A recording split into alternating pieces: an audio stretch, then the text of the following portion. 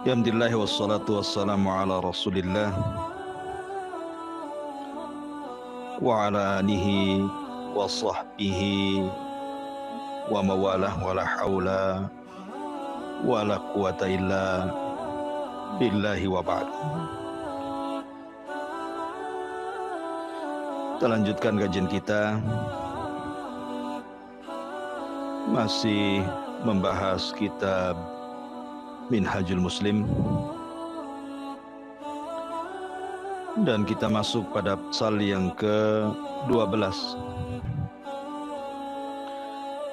iman kepada qada dan juga qadar Allah subhanahu wa ta'ala.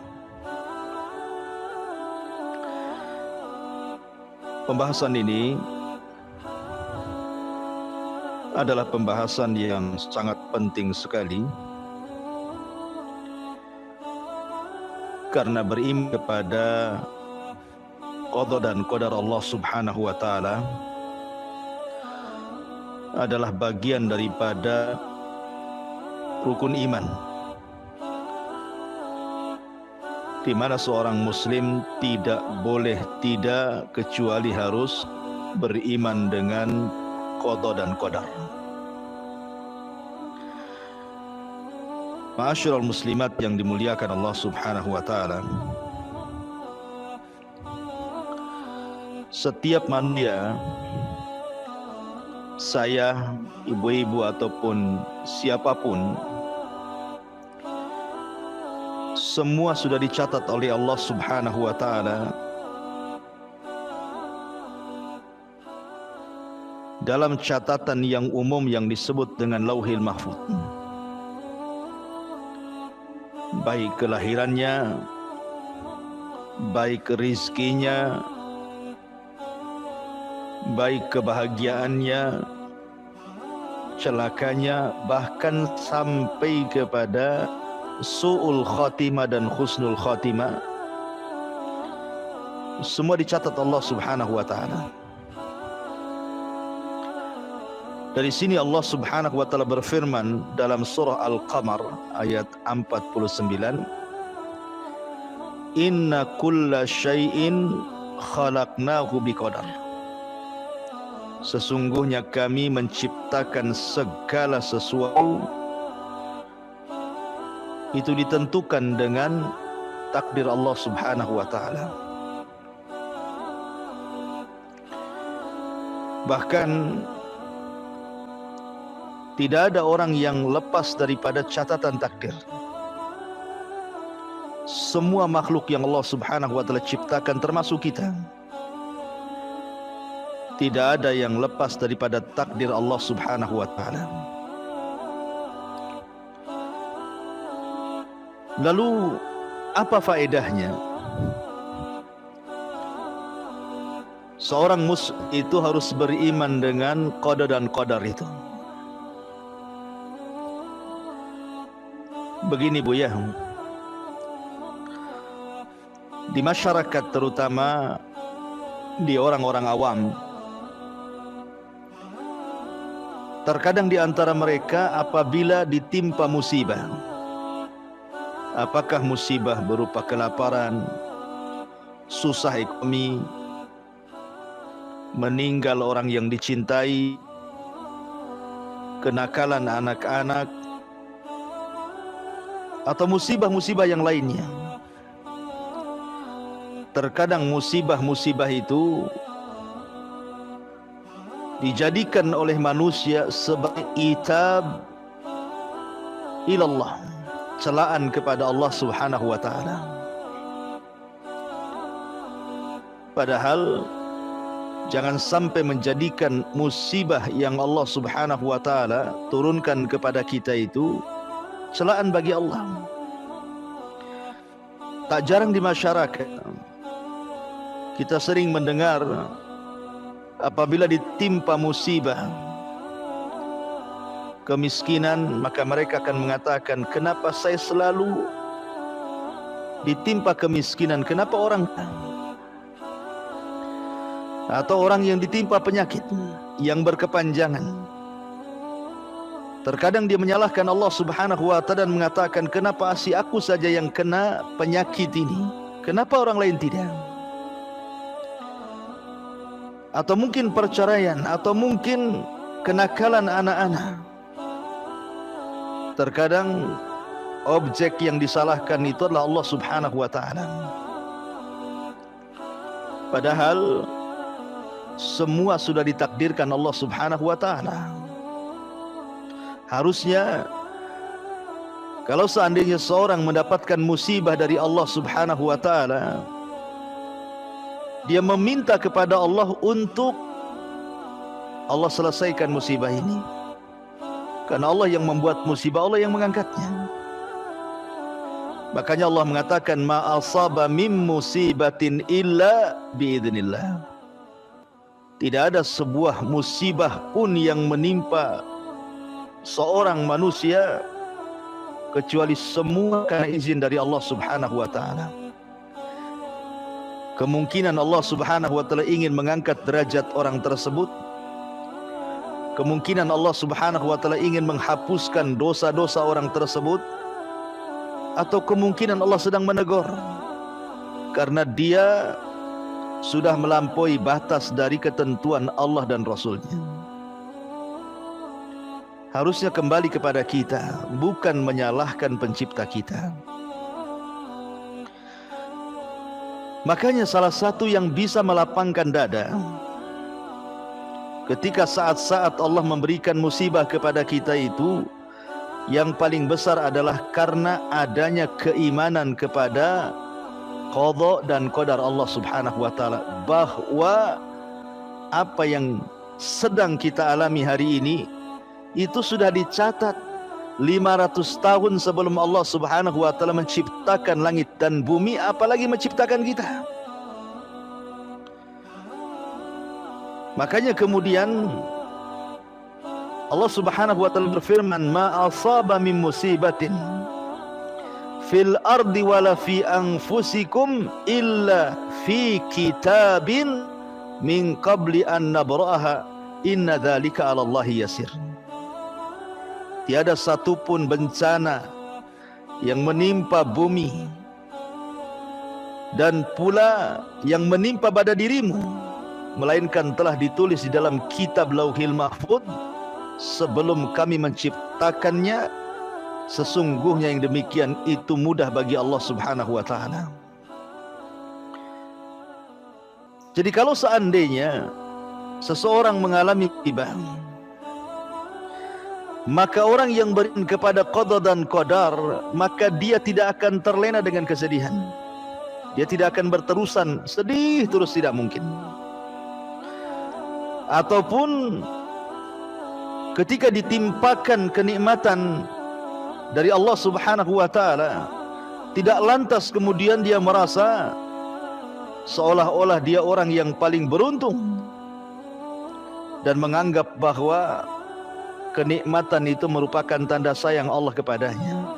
Bukan itu. Maka seseorang yang beriman kepada qada dan qadar itu, hatinya akan lapang. Kalau memang ada musibah yang menimpa, maka dia tidak akan berlarut dengan kesedihan. Dan kalau dia mendapatkan kenikmatan, tidak mungkin bergembira sampai melupakan yang lainnya. Itulah pentingnya beriman dengan qada dan qadar. Contoh, pamannya ibu disakiti oleh manusia dengan ucapan-ucapannya yang menyakitkan, difitnah, dibuli, dicaci, dimaki, dighibah, atau yang lainnya. Tentu ucapan manusia terkadang menyempitkan dada, Bu. Betapa banyak gara-gara ucapan manusia sempit dadanya, yang kemudian mengakhiri dengan cara ingin membunuh dirinya, atau seolah-olah dia menjadi orang yang tidak berguna, atau mungkin menyalahkan Allah, kenapa aku jadi objek gibahan manusia. Tapi kalau dia beriman dengan qada dan qadar, sesungguhnya yang menimpa hari ini. Kenapa orang membicarakan kita, memfitnah kita? Boleh jadi sudah ditulis Lauhil Mahfuz 500 tahun sebelum Allah menciptakan langit dan bumi, sehingga kita tenang. Kita tenang, nggak apa-apa mereka ngomong tentang dia. Sudah ditulis Lauhil Mahfuz. Cuman kejadiannya baru sekarang. Makanya kemudian orang yang beriman kepada qada dan qadar itu hatinya tenang, karena semua sudah ditakdirkan, semua sudah dicatat. Tidak ada yang meleset bagi Allah.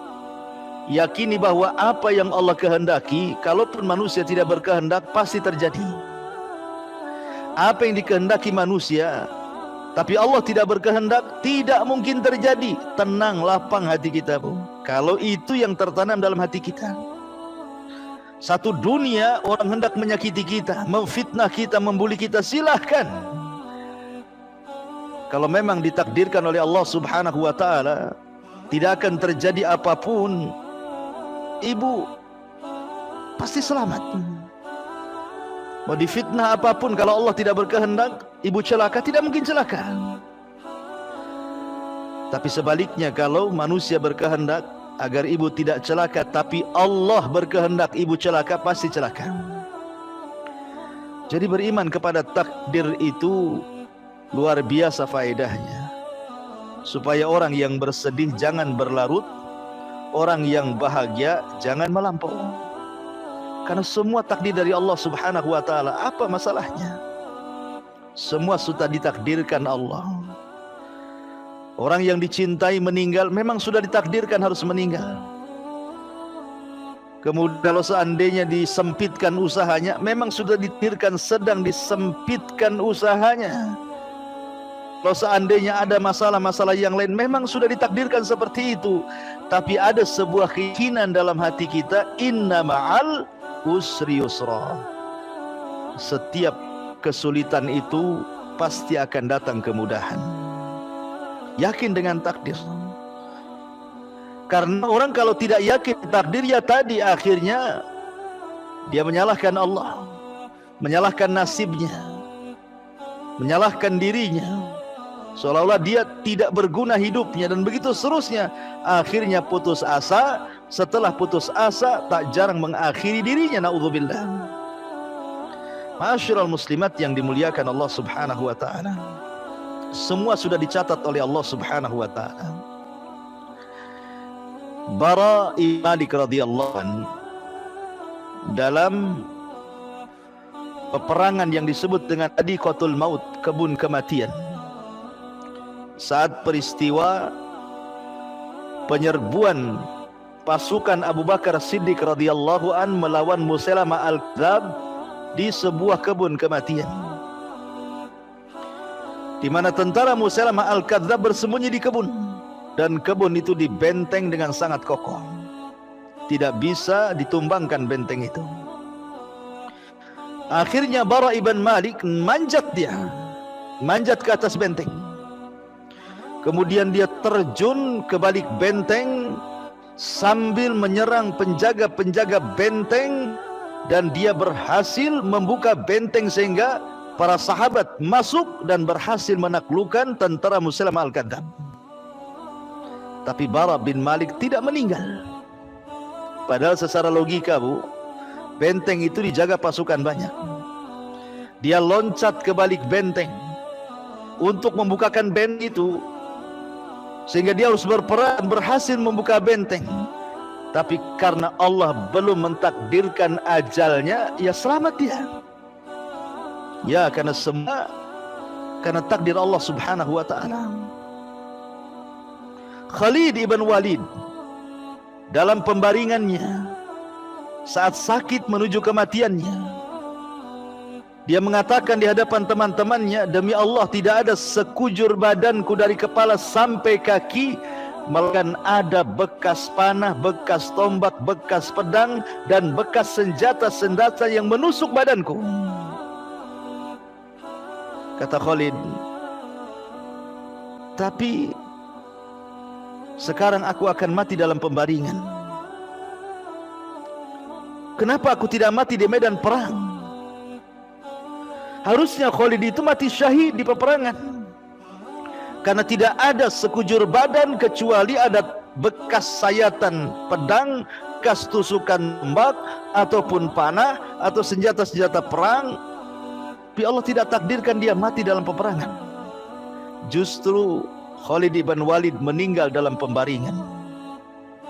Takdir tidak lepas dari takdir Allah Subhanahu wa taala. Ma'asyiral muslimin yang dimuliakan, muslimat yang dimuliakan Allah Subhanahu wa taala. Umar bin Khattab radhiyallahu anhu ketika menjelang ajalnya atau dia menghendaki ajalnya, dia menghendaki kalau seandainya ajalnya itu ingin di atas kesyahidan dan ingin meninggal di tempat yang di tempatnya situ tempat hijrah Nabi. Jadi berdoa setiap hari, ya Allah, wafatkan aku dengan mati syahid di tempat hijrah Nabi. Itulah doanya Umar bin Khattab radhiyallahu anhu. Logika bu, di zaman Umar bin Khattab kekuasaan kaum muslimin itu sampai ke daratan Persia, bahkan menguasai sebagian Romawi. Kekuatan Islam luar biasa di zaman Umar bin Khattab radhiyallahu anhu, di atas keemasan. Siapa yang berani menyerang ibu kota sehingga terjadi pertempuran, kemudian Umar mati dalam pertempuran itu? Enggak ada yang berani menyerang kota Madinah. Tapi Umar yakin kalau sudah takdir Allah Subhanahu wa taala, tidak mustahil dia meminta kepada Allah untuk mati syahid di kota Madinah, tempat hijrah Nabi sallallahu alaihi wasallam. Yakin dengan takdir. Akhirnya suatu ketika Mughirah bin Syu'bah datang dari Persia membawa budak yang bernama Abu Lu'lu' al-Majusi,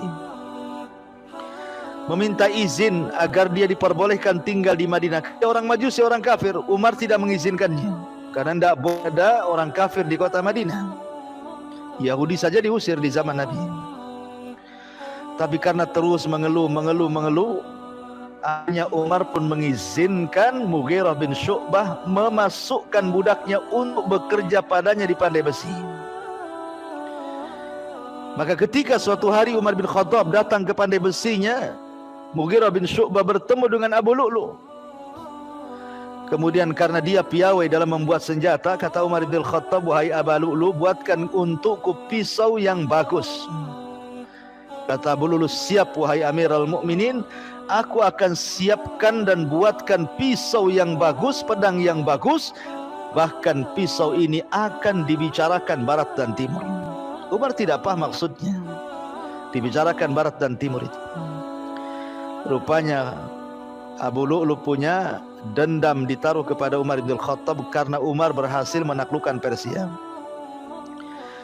Maka di suatu malam ketika Umar sedang sholat subuh, Abu Lu'lu' masuk dalam barisan saf salat subuh tanpa ada yang mengenali. Ketika sudah rakaat pertama, dia sudah di saf pertama, akhirnya dia tusuk Umar bin Khattab dari belakang beberapa tusukan. Dengan sebab itu Umar bin Khattab meninggal dunia. Ditusuk Abu Lu'lu'. Dan keinginan Umar untuk mati syahid Allah kabulkan. Di tempatnya Rasul Allah kabulkan. Dia dibunuh oleh seorang Majusi yang tidak pernah sujud dan kepada Allah, dia kafir. Makanya ketika Umar bin Khattab bertanya kepada Ibnu Umar, man qatalani, siapa yang membunuhku wahai Ibnu Umar? Maka putranya mengatakan, Aba Lu'lu ya abi, Abu Lu'lu ya abi. Kata Umar, apakah budaknya Mughirah? Iya, kata Ibnu Umar. Umar pun dengan bangga dan senangnya menengadahkan tangan ke langit dan mengatakan, alhamdulillah alladzi qatalani lam yu'min billahi aw lam yasjud lillahi walau kana sajdah. Segala puja dan puji hanya milik Allah. Yang telah membunuhku adalah seorang laki-laki yang tidak pernah sujud walaupun satu kali sujud, alias mati syahid. Kenapa Umar yakinnya dia berdoa seperti itu, ingin mati syahid, ingin meninggal di kota tempat hijrahnya Rasul, karena Umar itu yakin dengan qadar, yakin dengan takdir. Kalau Allah takdirkan bisa terjadi kan, walaupun itu mustahil. Kan mustahil Umar akan perang gitu ya di kota Madinah. Siapa yang berani merangi Madinah? Tapi yang namanya qada dan takdir itu tidak ada yang mustahil. Semua sudah dicatat di Lauhil Mahfuz. Rizki seseorang sudah dicatat, umur seseorang sudah dicatat. Jadi kalau sudah dicatat seperti rizki sudah dicatat, lah buat apa merampok? Buat apa mencuri? Buat apa takut dengan rizki? Takut dengan datang, takut dengan PHK, takut dengan gulung tikar. Kemudian berbuat maksiat, harus merampok, harus mencuri, harus korupsi. Bukankah Allah sudah mentakdirkan manusia itu takdir rizkinya masing-masing? Bahkan tidak akan diwafatkan, disempurnakan rizkinya. Makanya sering saya ceritakan, ketika ada seorang pengemis datang ke rumah Ali radhiyallahu an. Kemudian Ali radhiyallahu an menjanjikan akan memberikan 4 dirham atau 4 dinar. Tapi Ali lupa meletakkan 4 dirham itu di mana letaknya. Karena kelamaan, maka sang pengemis ini pulang dan mencuri pelana kuda Ali. Setelah pergi, akhirnya uang itu baru ingat ada di mana. Setelah diambil uang itu, kemudian keluar hendak beri pengemis tadi, pengemisnya pula sudah pergi. Akhirnya kemudian datanglah pembantu Ali radhiyallahu anhu dan mengatakan, "Ya Amirul Mukminin, pelana kuda kita ada yang curi. Dia hilang di atas kudanya." Maka Ali radhiyallahu anhu mengatakan, "Kalau begitu aku memiliki 4 dirham. Kau ke pasar, belilah pelana baru." Akhirnya kemudian pembantunya Ali pun berangkat untuk mencari pelana baru dan membeli di pasar dengan uang 4 dirham itu, atau 4 dirham itu. Dapatlah ada orang yang menjual pelana. Rupanya yang menjual pelana itu adalah pencuri tadi. Karena memang pencuri ini tidak mau pelana, dia mau uang, makanya dijual. Rupanya ketika dia menjual pelana, ketemu pula dengan pembantunya Ali dan tidak tahu kalau itu pelana kudanya Ali yang dicuri. Setelah tawar-menawar, jatuhnya 4 dirham. Pulanglah pembantu Ali ini dan memberitahu Amirul Mukminin bahwa sudah membeli pelana. Tiba-tiba Ali radhiyallahu an ketika melihat pelana itu, dia mengatakan, "Bukankah ini kita yang hilang? Siapa yang mencurinya? Dari mana kau membelinya? Bagaimana sifat-sifatnya?" Maka kemudian khadimnya Ali mengatakan, "Saya beli di orang yang sifat-sifatnya seperti ini, seperti itu." Kata Ali radhiyallahu an, "Allahu Akbar, Allahu Akbar Ali. Sungguh dia telah bersegera dalam kemaksiatan. Kalau dia mau sabar, tentu dia mendapatkan 4 dirham dengan cara yang halal. Tapi karena dia tidak sabar, dia pun mendapatkan uang 4 dirham dengan cara yang berdosa. Sama-sama 4 dirham. Kalau dia mau sabar, Ali akan memberikan secara tulus. Tapi karena dia tidak sabar, dia mencuri. Kemudian dia pun sama dapat uang yang akan diberikan Ali radhiyallahu an, sama-sama 4 dirham. Jadi kalau memang rizki Allah itu 4 dirham, mau cari dengan cara halal, mau cari dengan cara haram pun segitu, karena sudah ditetapkan rizki atas Lauhil Mahfuz. Kenapa harus tergesa-gesa mencari yang haram? Kenapa tidak yang halal? Kenapa tergesa-gesa harus maksiat? Kenapa tidak mencari yang taat? Bukankah hasilnya juga sama? Itu karena tidak yakin dengan qada dan qadar subhanahu wa ta'ala. Orang yang merampok, orang yang mencuri, orang yang berbuat jahat itu karena tidak paham dengan qada dan qadar Allah subhanahu wa ta'ala. Tidak tenang hatinya.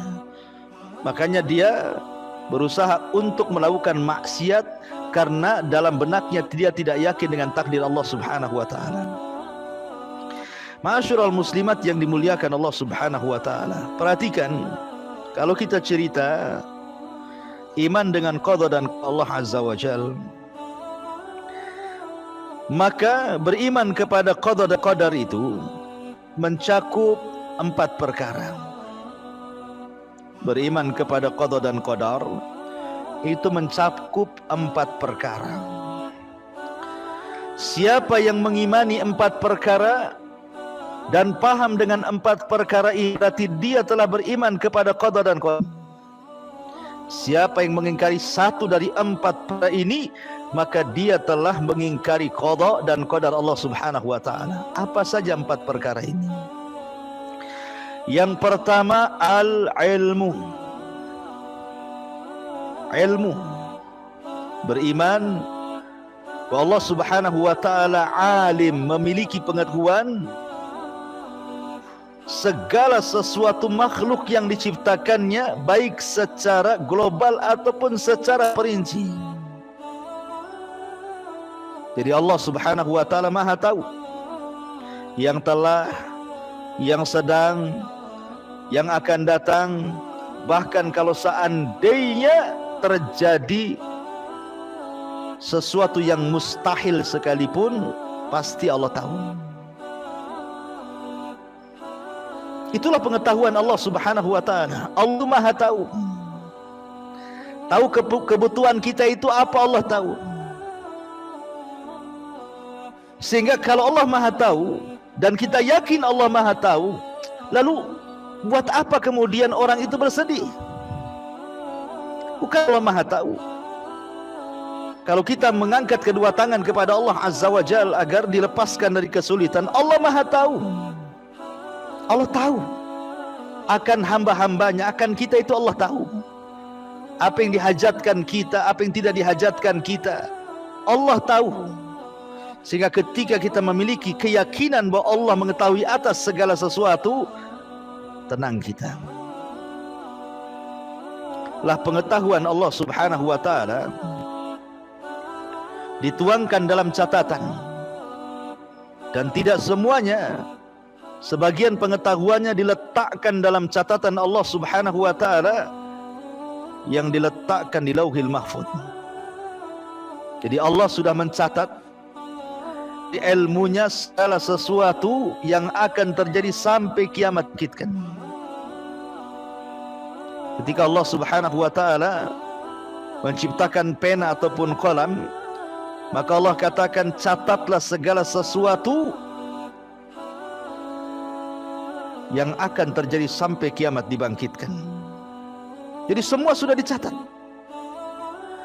Semua sudah dicatat. Kita ini sudah dicatat, rizki kita sudah dicatat, umur kita sudah dicatat, hidup dan mati kita sudah dicatat, bahagia dan celaka kita sudah dicatat, sul khotimah dan husnul khotimah sudah dicatat. Tetapi ingat, jangan pula dijadikan dalil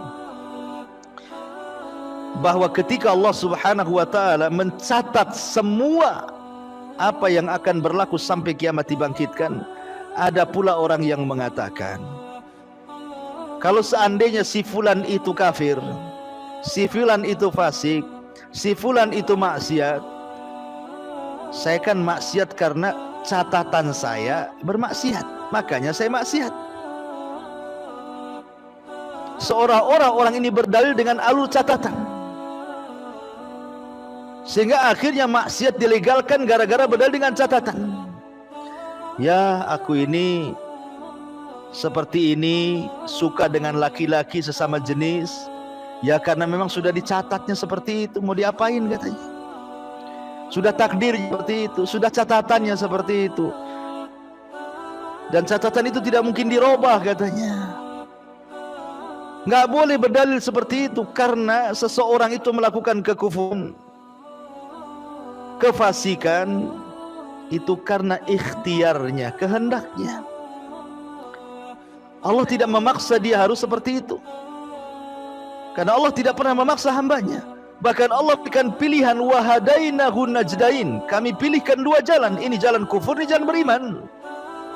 Jangan berdalil dengan takdir akan sebuah kemaksiatan.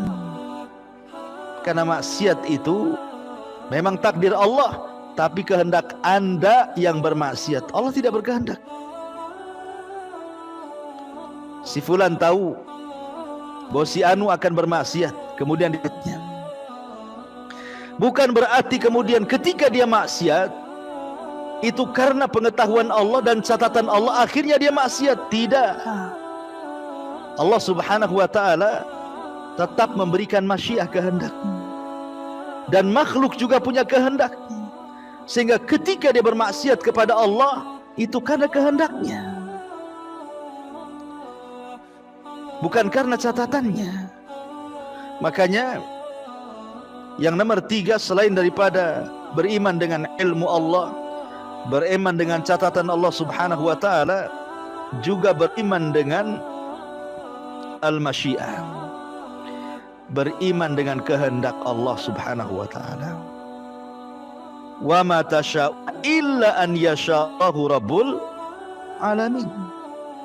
Apa yang kalian kehendaki kecuali juga Allah berkehendak, tetapi kehendak menjadi bawah kehendak Allah Subhanahu wa ta'ala. Kemudian yang terakhir ada yang disebut dengan al-khalqu, Allah yang menciptakan segala sesuatu. Jadi kalau Allah Subhanahu wa ta'ala mengetahui, kemudian sebagian pengetahuannya dicatat, dan tidaklah Allah mencatat kecuali karena masyiah kehendaknya, kemudian diciptakannya, kemudian kita beriman dengan 4 perkara ini, tenang kita dibuatnya, karena masing-masing kita ini punya catatan. Ketika ibu dalam perut janin, kan datang tuh malaikat mencatat rizkinya, mencatat bahagianya, mencatat celakanya, mencatat sul khotimahnya, mencatat sul khotimahnya. Semua sudah dicatat atas kehendak Allah dan atas ilmu dari Allah Subhanahu wa ta'ala. Kemudian Allah Subhanahu wa ta'ala menciptakan hal yang sudah ditulis berdasarkan ilmunya, berdasarkan kehendaknya, maka jadilah sebuah peristiwa. Mungkin ibu diejek orang, mungkin ibu dihina orang, mungkin ibu digibah orang. Ya, tenang saja, karena tidak lepas daripada takdir Allah Subhanahu wa ta'ala. Lisan mereka juga yang menggibah ibu itu tidak keluar dari takdir. Lisan orang yang menggibah ibu itu loh, tidak keluar dari takdir. Walaupun dia mencaci, memaki untuk mencelakakan kita, sampai dia kemudian membuat isu hoax kemana-mana, ucapan dia tidak lepas dari takdir Allah.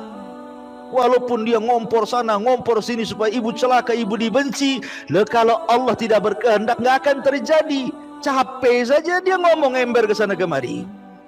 Jadi kita tidak lepas dari takdir, sebagaimana dia pun tidak lepas dari takdir.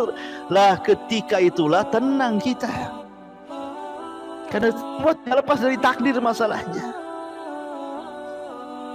Jadi apapun yang dikeluarkan dari lisan orang yang menyakiti kita tidak keluar dari takdir Allah Subhanahu wa ta'ala.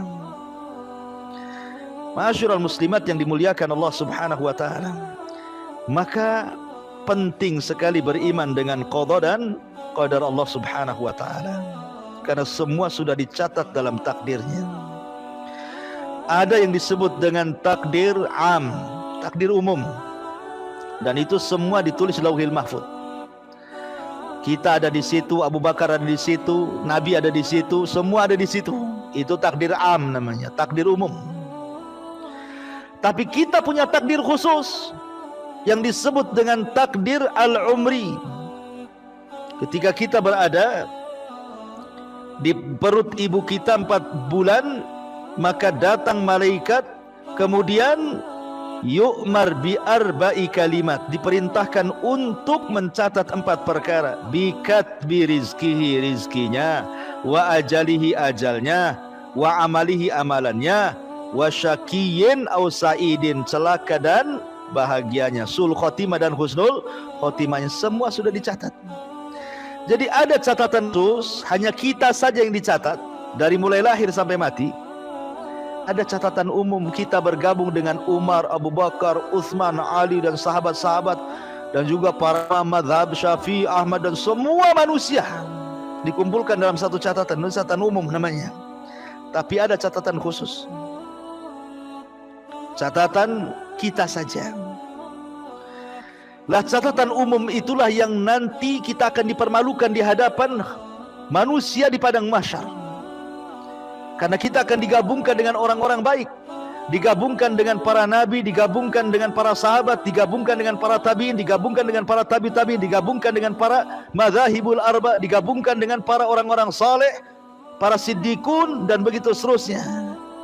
Nanti akan terjadi pembacaan catatan umum itu. Baru kita sadar, duhai kiranya apalah aku dibandingkan Abu Bakar, dibandingkan Umar. Gak ada apa-apanya. Itu catatan umum, malu kita dibuatnya di hadapan manusia. Tapi ada catatan khusus yang Allah Subhanahu wa taala mengatakan, Iqra kitabak, baca catatanmu. Baca catatanmu. Kalau dia mengambil dengan tangan kanannya, dengan bangganya dia mengatakan, ha umuqra'u kitabiyah. Oh, dengan bangganya dia mengatakan, baca-baca di catatanku nih, semua baik.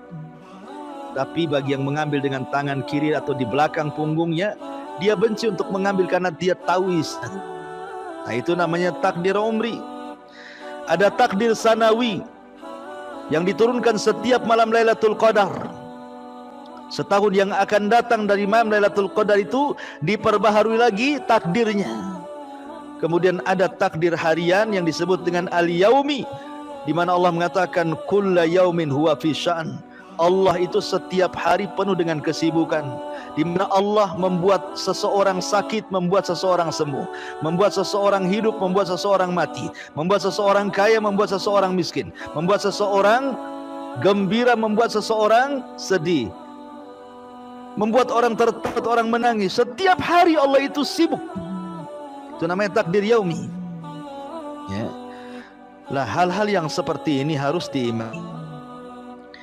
Ma'asyiral muslimat yang dimuliakan Allah Subhanahu wa taala, tapi takdir Allah itu perkara gaib. Maka disebutkan di sini, wa indahu mafatihul ghaibi la ya'lamuha illahu wa ya'lamu ma fil barri wal bahri wa ma tasqutu min waraqatin illa ya'lamuha wa la habatin fi dhulumatil ardi wa la ratbin wa la yabisin illa fi kitabim mubin. Dan pada sisi Allah kunci-kunci semua yang gaib, tak ada yang mengetahuinya kecuali Dia sendiri. Dan Dia mengetahui apa yang ada di daratan, yang ada di lautan, dan tidak ada helai daun pun yang gugur melainkan Dia mengetahuinya, dan tidak jatuh sebutir biji pun dalam kegelapan bumi kecuali Dia mengetahuinya. Bahkan sesuatu yang basah dan yang kering melainkan tertulis dalam kitab yang nyata di Lauhil Mahfuz. Kita tidak tahu takdir kita, karena wa indahu mafatihul ghaib, di sisi Allah lah kunci-kunci segaiban, termasuk takdir manusia itu gaib bagi kita. Karena Dia gaib kita, Bu, maka jangan berdalil dengan takdir. Ada seorang sahabat datang kepada Nabi SAW, ya Rasulullah, kalau saya takdirnya di neraka, buat apalah aku beramal? Buat apalah aku capek-capek sholat, capek-capek puasa, mengeluarkan harta zakat, toh nanti juga takdirnya masuk neraka, ya masuk neraka juga, nggak ngaruh sholatnya. Ataupun sebaliknya, orang ini hendak berdalil dengan takdir. Sama dengan orang sekarang kan itu. Ketika dia punya penyakit LGBT umpamanya, kan suka sesama jenis atau lesbi, kemudian kita ingatkan itu perbuatan kaum Lut, bahaya, kan dilaknat, kau akan masuk neraka. Apa katanya? Ini sudah takdirnya Ustaz, sudah takdir, sudah ditulis Lauhil Mahfuz. Anda tahu emang kapan ropong Lauhil Mahfuz sehingga Anda takdirnya seperti itu? Anda itu punya penyakit seperti itu karena kehendak Anda. Kalau Anda berusaha untuk sembuh, bisa sembuh, kan itu bukan takdir. Makanya kenapa Nabi SAW menepis hujah takdir itu di hadapan para sahabat, dan Rasul mengatakan, kalian lo tidak tahu isi takdir itu apa. Kata Nabi SAW, fakullun muyassarun lima khuliqalahu. Fakullun muyassarun lima khuliqalahu. Kalian semua sudahlah, i'malu, beramallah, kalian akan dimudahkan sesuai dengan apa yang telah diciptakan kepada kalian, ditakdirkan kepada kalian. Kalian akan dimudahkan sesuai dengan takdir kalian. I'malu, beramal saja. Kemudian Nabi SAW membacakan, fa amma a'ta wattaqa wa saddaqa bil husna fasanuyassiruhu lil yusrah. Adapun orang yang suka memberi dengan ilmunya, dengan hartanya, dengan pengetahuannya, dalam rangka mengikhlaskan diri kepada Allah, takwa, dan dia percaya dengan sorga dan juga nikmatnya, fasanuyassiruhu lil yusra. Sudah mudah langkahnya, Allah mudahkan. Mudah dia solat, mudah dia puasa, mudah dia sedekah, Allah mudahkan lagi. Jadi kalau seandainya seseorang itu melaksanakan solat 5 waktu, rajin dia, kemudian setelah itu dia berusaha untuk menempel dengan yang sunnah, mulai qiyamul lail dia lakukan, duha dia lakukan, terus akhirnya nambah lagi dengan sunnah yang lainnya, kemudian merembet ke puasa, merembet ke sedekah, merembet ke yang lainnya. Maka kalau itu terus setiap hari kita perbaiki ibadah kita, makin ditambah, pasti Allah akan akhiri kita seperti itu. Kita akan meninggal di atas ibadah. Tapi kalau sehari-hari orang itu bermaksiat, dari Allah akhiri seperti itu. Yang jelas bahwa kata Rasul, i'malu, beramal solehlah, karena kalian akan dimudahkan sesuai dengan takdir kalian. Makanya kenapa Allah Subhanahu wa taala berfirman, fa idza faragta fansab wa ila rabbika farghab. Kalau sudah melakukan amal soleh yang satu, maka beranjak kepada amal soleh yang kedua. Apabila yang kedua sudah selesai, beranjak kepada yang ketiga. Apabila yang ketiga selesai, beranjak kepada yang keempat. Seperti Abu Bakar Siddiq radhiyallahu anhu, dia puasa dalam satu hari. Di hari yang sama dia mengikuti jenazah. Di hari yang sama dia cari orang sakit kemudian menjenguknya. Di hari yang sama dia memberikan sedekah kepada fuqara wal masakin. Begitulah Abu Bakar Siddiq radhiyallahu anhu, dan orang yang terus seperti itu akan diakhiri seperti itu. Tapi orang yang tidak seperti itu, justru dia menyibukkan diri dengan maksiat, boleh jadi dia akan diakhiri seperti itu, di atas kemaksiatan kepada Allah. Karena orang itu diwafatkan sesuai kebiasaannya. Lah karena kita tidak tahu takdir Allah seperti apa, maka cukuplah kita beramal. Tidak usah menerka-nerka takdir saya di neraka, takdir saya di sorga, takdir saya begini, takdir saya begitu.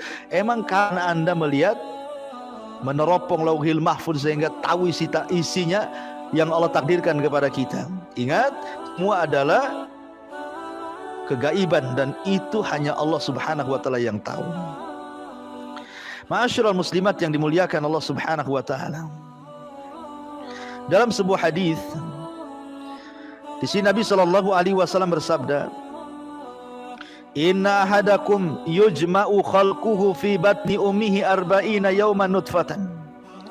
Thumma yakunu 'alaqatan mithla dhalik, thumma yakunu mudghatan mithla dhalik, thumma yursalul malaku fayanfukhu fihi ruha wa yu'maru bi 4 kalimat bi katbi rizqihi wa ajalihi wa amalihi wa syaqiyyun aw sa'idun.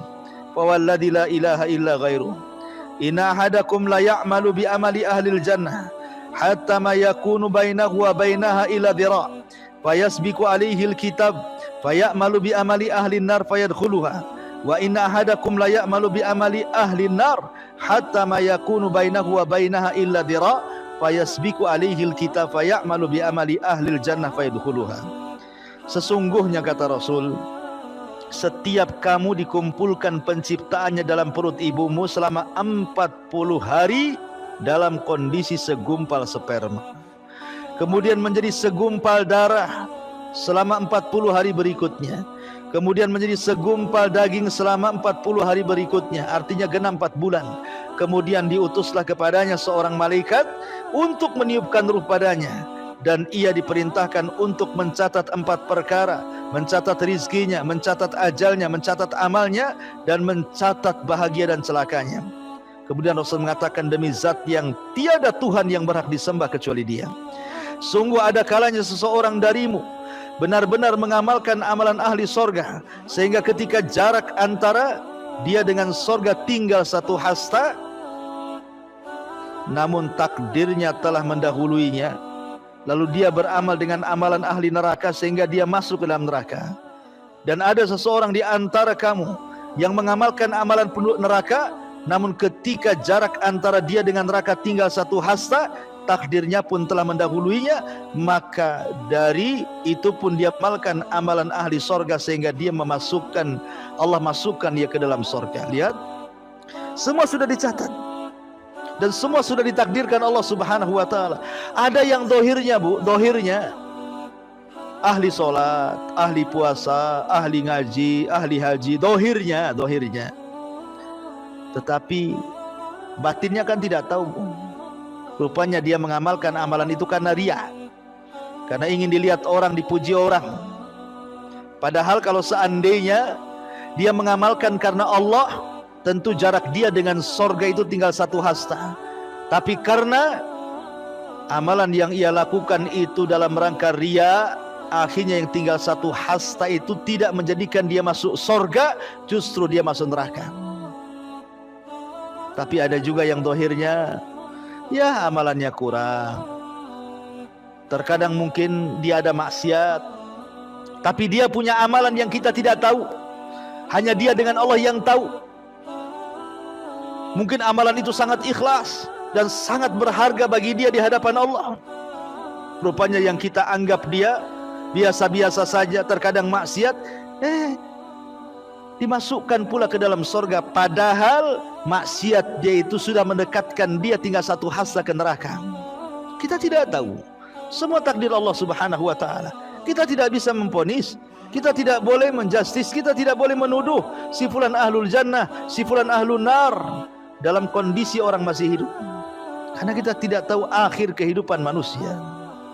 Ma'asyiral muslimat yang dimuliakan Allah Subhanahu wa taala, makanya manusia itu, Bu, saat detik-detik wafat, kenapa manusia itu bisa su'ul khotimah, Bu? Orang yang detik-detik wafat, kenapa sih orang itu ada yang sampai su'ul khotimah? Kata Siddiq Hasan Khan rahimahullahu ta'ala mengatakan, karena ada 2 perkara kenapa orang itu jadi su'ul khotimah. Perkara yang pertama, karena dikuasakan kepada orang tersebut ajaran sesat.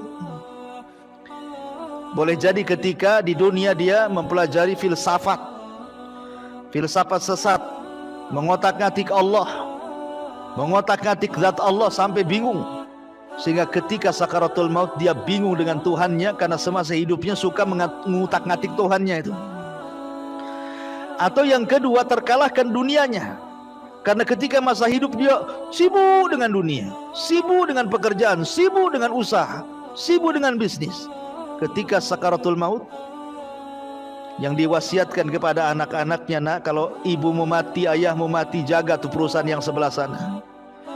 Nah, kalau seandainya ibumu sehat, tidak jadi mati, bapakmu sehat, tidak jadi mati, kita jalan-jalan ke Singapura, kita jalan-jalan ke Australia, kita jalan-jalan ke mana.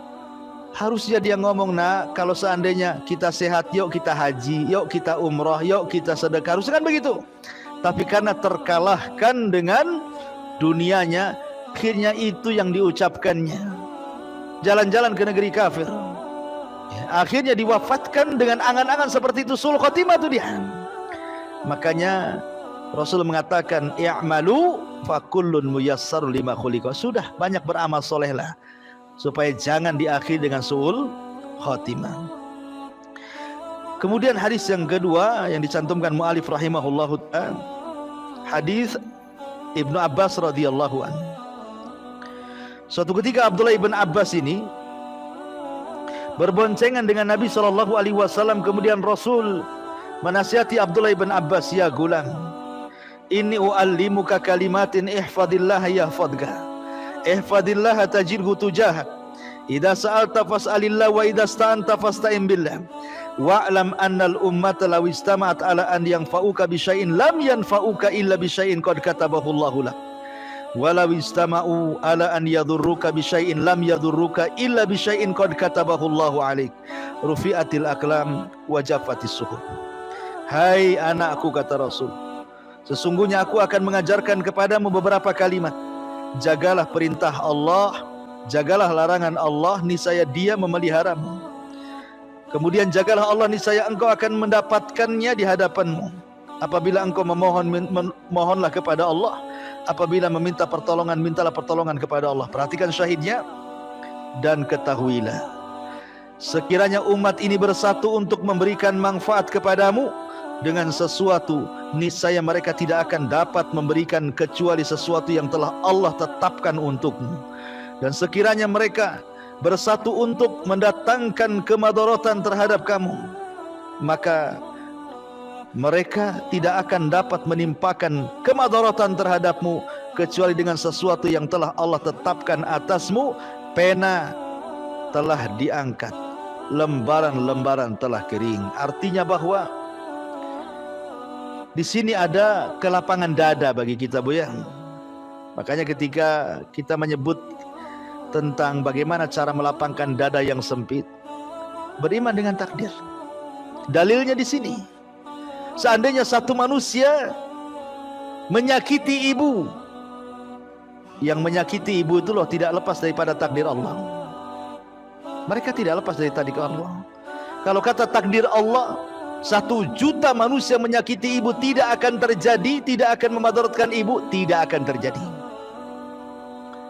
Tapi 1 orang yang mungkin dianggap remeh, dianggap tiada berharga, tiba-tiba kemudian dia memadaratkan kita, dan Allah berkehendak sudah dicatat gara-gara dia terjadi madarat, pasti terjadi.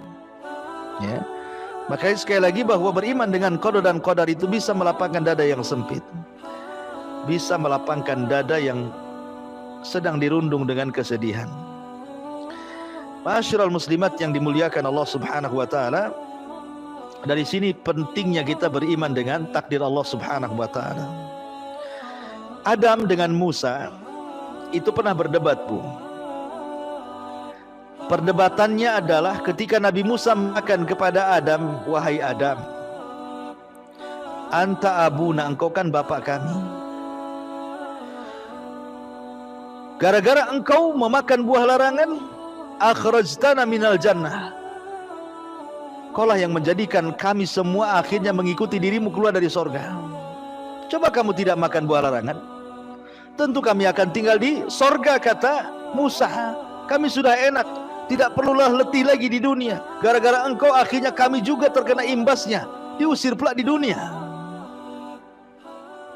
Musa menyalahkan Adam dengan takdir. Maka Adam pun membantah Nabi Musa dengan takdir. Kata Adam, wahai Musa, engkau kan kalimur rahman, nabi yang banyak bicara dengan Allah. Fala talumuni, jangan kau cela aku.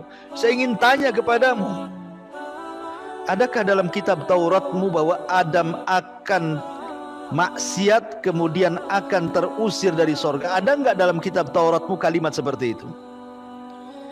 Maka Musa mengatakan ada.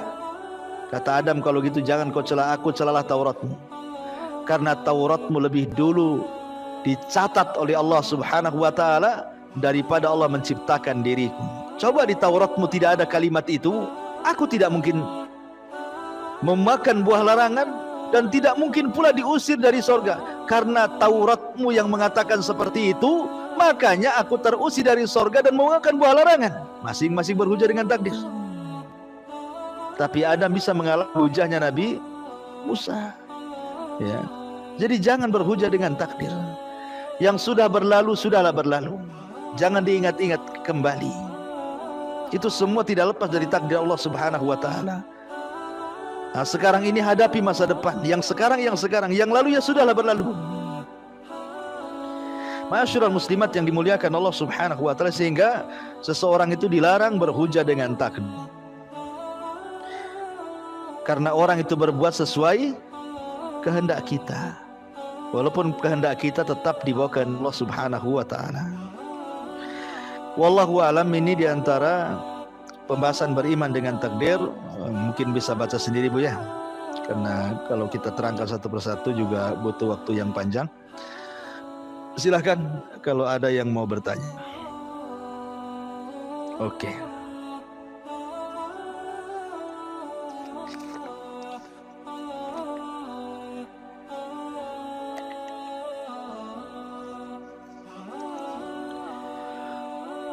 Ustadz, Allah memberi akal pikiran kepada manusia untuk menjalani kehidupan. Apakah setiap keputusan yang kita ambil dalam hidup ini akhirnya menjadi takdir kita? Apa takdir bisa diubah dengan doa? Ya, alhamdulillah. Ada hadis yang mengatakan, la yaruddul qada illa doa. Tidak ada yang bisa merubah ketentuan Allah kecuali dengan doa. Tapi doa yang merubah ketentuan itu bukan yang di Lauhil Mahfuz, tapi ketentuan yang di tangan malaikat. Yang di tangan malaikat bisa berubah. Umpamanya ketika Lailatul Qadar, setahun yang akan datang dicatat malaikat, usianya orang ini tinggal 5 tahun lagi, atau 2 tahun lagi, atau 1 tahun lagi. Kemudian karena banyak berdoa minta dipanjangkan usia, akhirnya kemudian tidak jadi dan Allah tambah usianya. Jadi catatan yang berubah itu catatan yang dipegang para malaikat, bukan catatan umum yang ada di Lauhil Mahfuz. Lalu apakah setiap keputusan yang kita ambil dalam hidup ini akhirnya menjadi takdir kita? Begini Bu ya, Allah Subhanahu wa taala sudah membuat 2 jalan. Satu jalan hidayah, satu jalan kesesatan. Satu jalan maksiat, satu jalan ketaatan. Wa hadainahun najdain. Kemudian Allah Subhanahu wa taala membekali kita dalam menghadapi 2 jalan itu dengan berbagai macam bekal. Mulai dari kedua mata bisa melihat, kedua telinga bisa mendengar, lisan bisa bicara, tangan bisa bergerak, kaki bisa melangkah, otak bisa berpikir, perasaan bisa merasa. Kemudian Allah Subhanahu wa taala berikan kehendak untuk memilih. Untuk memilih. Kalau seandainya dia memilih jalan ke neraka, jangan salahkan catatan. Mungkin catatan saya sudah jadi neraka. Tidak, Anda memilih dengan kehendak. Karena ketika kita dihadapkan antara air dan api, kita tahu mana yang panas, mana yang tidak. Tak mungkin memegang api jelas-jelas panas. Lah kita sudah tahu ini yang baik ke surga, ini yang baik ke neraka. Tapi karena hawa nafsunya, dia pilih yang tidak baik, akhirnya menuju jalan ke neraka. Maka setiap keputusan itu akan jadi takdir kita. Ya, ingat, setiap keputusan kita itu akan jadi takdir kita. Hati-hati ketika memberikan putusan, karena kita diberikan kehendak. Walaupun kehendak kita tetap di atas kehendak Allah. Allah menciptakan syaitan, Allah menciptakan iblis. Syaitan, iblis, atau orang-orang jahat seperti Fir'aun, Namrud dan yang semacamnya, semua ciptaan Allah Subhanahu wa taala. Tapi apakah kemudian syaitan sesat itu karena mengikuti catatan? Iblis itu sesat karena mengikuti catatan? Tidak. Makanya kemudian iblis menyalahkan Allah, fabima aghwaytani, karena engkau sudah menyesatkan aku. Siapa yang menyesatkan kamu? Allah tidak menyesatkan iblis. Iblis yang mau sesat sendiri. Tapi iblis menyalahkan Allah, fabima aghwaytani, gara-gara engkau aku sesat, kata iblis. Dia yang mau sesat sendiri kok Allah disalahkan. Kan Allah Subhanahu wa taala sudah memberikan jalan terbaik bagi iblis, jin yang soleh, tapi gara-gara hasad dia tersesat sendiri. Akhirnya dia menentang perintah Allah Subhanahu wa taala, kemudian menghasut Adam dan Hawa. Jadi setiap keputusan yang kita ambil dalam hidup ini bisa jadi takdir kita. Maka hati-hati dalam memberikan keputusan. Ya. Wallahu a'lam. Taib, Ustadz, apakah seseorang wanita bisa mendapatkan pahala salat syuruk? Bisa. Hadis tentang keutamaan syuruk mencakup laki-laki dan wanita. Cuman ibu kan bisa di rumah. Habis subuh ibu nggak usah beranjak dari tempat sholat, ibu ngaji, zikir, nunggu sampai jam 6. Ketika matahari meninggi 1 tombak, ibu sholat 2 rakaat. Maka pahalanya sama dengan haji dan umroh secara sempurna. Kalau laki-laki di masjid. Jika takdir sudah ditentukan dalam catatan, apakah cara menuju takdir itu Allah tentukan juga atau tergantung dari usaha dan kehendak manusia tersebut? Pertama, kita tidak tahu takdir kita apa. Tetapi Rasul mengatakan i'du, berarti di sini disuruh kita usaha, Bu. Usaha. Maka barang siapa yang suka memberi, kemudian bertakwa, kemudian membenarkan, sorga usahanya sudah mudah. Dia mudah sholat, mudah amal soleh, mudah puasa, mudah zakat, Allah mudahkan lagi. Tapi kalau orang itu sudah sulit sholat, sulit puasa, malas haji, malas zakat, malah maksiat, maka Allah persulit lagi dia untuk beribadah. Dan kita bisa rasakan kan, Bu? Coba lagi nih logikanya, Bu, ya. Ibu ibadah, coba dari sekarang baca Quran, pagi, siang, sore baca Quran, malam tahajud, pagi duha, kemudian suka datang ke majelis ta'lim. Itu semangat ibadah itu setiap hari akan meningkat tuh. Karena iman itu bertambah dan berkurang. Iman itu bertambah dan berkurang. Tapi ketika ibu kemudian tidak istiqomah dalam ibadah, tiba-tiba kemudian bermaksiat kepada Allah Azza wa Jalla, maka untuk mengawali ibadah itu terasa malas walaupun sudah bertobat. Maunya maksiat terus. Kenapa? Didorong-dorong setan. Kau maksiat saja, nggak usah kau ibadah. Akhirnya ketika dia mengikuti hawa nafsunya bermaksiat terus, boleh jadi diakhiri dengan maksiatnya. Tapi orang yang terus istiqomah, berusaha istiqomah, maka diakhiri dengan ibadah. Ya, jadi sekali lagi bahwa digantungkan atas usaha kita. Usaha kita mendekatkan diri kepada Allah Azza wa Jal dan tidak menyandarkan kepada takdir Allah Subhanahu wa taala, karena kita tidak tahu takdir kita itu apa masalahnya. Ya. Taib. Bagaimana upaya kita agar benar-benar ridha dengan takdir dari Allah yang tidak menyenangkan?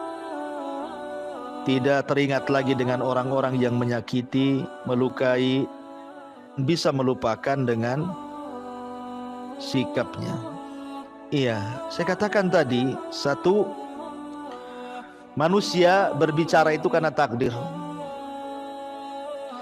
dan batas caranya juga karena takdir, sehingga dia bicara pun tidak lepas dari takdir. Jadi kalau dia tidak lepas dari takdir, kenapa ibu stres? Ketika dia mencaci maki ibu itu tidak lepas dari takdir. Dan kalau Allah tidak berkehendak, maka tidak mungkin terjadi apa yang difitnahkan itu. Walaupun ibu difitnah macam-macam, ini itu, silahkan memfitnah. Kalau memang takdirnya tidak seperti itu, tidak akan terjadi kecelakaan. Yang kedua, supaya mudah hilangkan dan tidak mengingat, selain daripada yakin dengan takdir Allah Subhanahu wa ta'ala, bahwa sebelum orang itu mengucapkan sesuatu kepada kita, Allah sudah mencatat di Lauhil Mahfuz sebelum Allah menciptakan langit dan bumi. Kemudian berusaha untuk menghindar dan menyibukkan dengan perkara-perkara yang bisa melupakan. Disibukkan dengan ibadah, disibukkan dengan zikir, disibukkan dengan ya hal-hal yang positif supaya lupa, ya kan? Supaya lupa. Tapi yang jelas bahwa ucapan manusia itu tidak lepas daripada takdir. Paling tinggi ucapan manusia itu tetap masih di dalam takdir Allah Subhanahu wa taala. Jadi ibu jangan khawatir. Tidak akan mungkin terjadi apa yang difitnahkan itu kalau memang takdirnya tidak akan terjadi. Bagaimana dengan ucapan semoga husnul khatimah kepada orang yang sudah meninggal? Boleh kalau dalam rangka doa. Dalam rangka doa boleh. Mudah-mudahan aku memang lihat orang itu baik semasa hidupnya. Mudah-mudahan dia diangkat derajatnya, didekatkan dengan Allah, dimudahkan hisabnya, dimasukkan ke dalam surga. Enggak apa-apa. Itu kan doa. Selama dia mati dalam kondisi beriman, kecuali mati kafir enggak boleh. Ya. Kemudian yang terakhir, bolehkah baca doa witir di luar Ramadan? Maksudnya doa kunut witir itu ya, karena di situ ada doa mohon supaya terhindar dari takdir buruk. Bolehkah baca doa witir di luar Ramadan? Maksudnya apa ini kunut witir ya? Ya, bolehlah. Kalau memang witir itu kan bisa dilakukan di luar Ramadan, bisa dilakukan di dalam Ramadan. Kenapa disebut kalau witir di bulan Ramadan itu disebut taraweh? Kan ada 3 istilah Bu yang ibu harus pahami ya. Qiyamul lail, tahajud, tarawih. Gitu ya. Itu 3 istilah. Kalau ibu sholat malam setelah Isya, itu disebut qiyamul lail. Kalau di luar Ramadan. Jadi kalau ibu habis sholat Isya karena takut bisa bangun Bu ya, langsung aja ibu sholat malam 11 rakaat. Ya kan?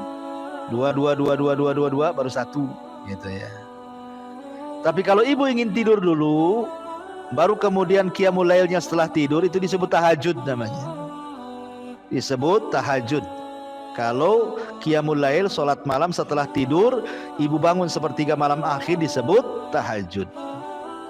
Tapi kalau di bulan Ramadan, orang qiyamul lail setelah Isya disebut tarawih. Nah itu ya Bu ya, itu namanya istilah-istilah yang disebutkan para ulama. Jadi boleh seseorang membaca doa witir di luar Ramadan, tidak ada masalah. Kemudian pertanyaan selanjutnya, Ustaz, jodoh itu pilihan atau takdir? Ya, jodoh itu takdir, tetapi kita harus memilih. Ya. Jangan kemudian kita menyandarkan kepada takdir, di rumah saja nunggu datang ada orang melamar. Sampai kiamat nggak ada yang orang melamar. Jadi kita tidak boleh tawakal tanpa ada akhdhu bil asbab, mencari sebab. Jadi dua-duanya takdir. Ya. Jodoh itu pilihan atau takdir? Ya takdir. Tapi kita harus memilih, mencari. Ya, karena kan kita tidak tahu takdirnya, makanya harus mencari yang baik agamanya, yang soleh, yang soleha, gitu ya. Mudah-mudahan dia takdir kita. Kan pilihan, semua takdir kan, jodoh, mati, rizki, itu semua sudah ditakdirkan Allah Subhanahu wa ta'ala. Wallahu a'lam bishawab. Ini yang disampaikan. Insyaallah kita lanjutkan dengan kesempatan. Mudah-mudahan ada manfaatnya. Subhanaka bihamdika asyhadu an la ilaha illa anta astaghfiruka wa atubu ilaik. Allah ta'ala. Assalamualaikum warahmatullahi wabarakatuh.